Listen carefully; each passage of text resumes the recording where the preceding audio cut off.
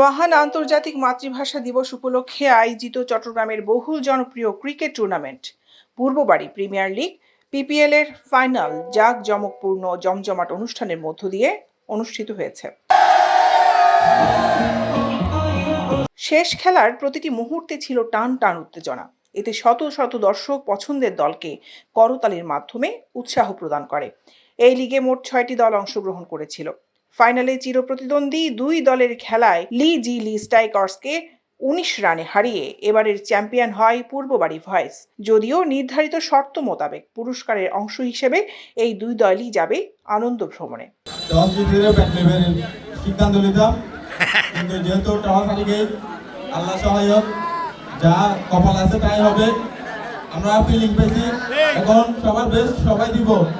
আমরা নেক্সট যে ম্যাচটা জিতছি সেমিফাইনালে, ওই ম্যাচটা যেভাবে খেলছি আশা করব সবাই একই এফোর্ট দিয়ে আমরা ফাইনাল জিতে আজকে আবার নতুন করে ইতিহাস রচনা করব।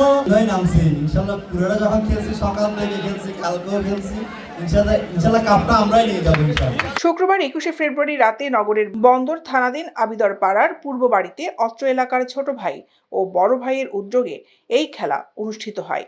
খেলা শেষে জয়ী দল ও রানার্স আপ দলের খেলোয়াড়দের মাঝে পুরস্কার বিতরণ করা হয়। এছাড়াও টুর্নামেন্টের সেরা খেলোয়াড়, সেরা উইকেট টেকার বোলার ও সেরা রান সংগ্রাহক ব্যাটসম্যানকেও পুরস্কার দেওয়া হয়। উক্ত অনুষ্ঠানে প্রধান অতিথি হিসেবে উপস্থিত ছিলেন ডাবলমুরিং থানা বিএনপির সাবেক সভাপতি ও ২৭ নং ওয়ার্ডের সাবেক কাউন্সিলর জনাব মোহাম্মদ সেকান্দার। তিনি জানান, এমন অনুষ্ঠানে অংশগ্রহণ করতে পেরে খুব খুশি তিনি। বিশেষ অতিথি হিসেবে উপস্থিত ছিলেন জিএফ ট্রেডার্সের মোহাম্মদ খোরশেদ আলম, চট্টগ্রাম মহানগর ছাত্রদলের সাবেক যুগ্ম সম্পাদক মোহাম্মদ আরাফাত আলম, খান ট্রেড ইন্টারন্যাশনালের মোহাম্মদ আইয়ুব, আরফাতুল ট্রেডার্সের মোহাম্মদ জুয়েল, রুহুল আমিন ব্রাদার্সের মোহাম্মদ ফারুক, রুহুল আমিন ব্রাদার্সের মোহাম্মদ মাসুদ, জেএস মেরিন সার্ভিসের মোহাম্মদ জাহাঙ্গীর আলম, ফারহান সিটিজি এগ্রোর মোহাম্মদ মহিউদ্দিন, স্ট্যান্ডার্ড ফ্রেট কর্পোরেশনের মোহাম্মদ আলম, মোহাম্মদ শামসুদ্দিন পারভেজ, মোহাম্মদ রাকিব আলম, মোহাম্মদ সুজন, মোহাম্মদ কামাল ও মোহাম্মদ ইউসুফ।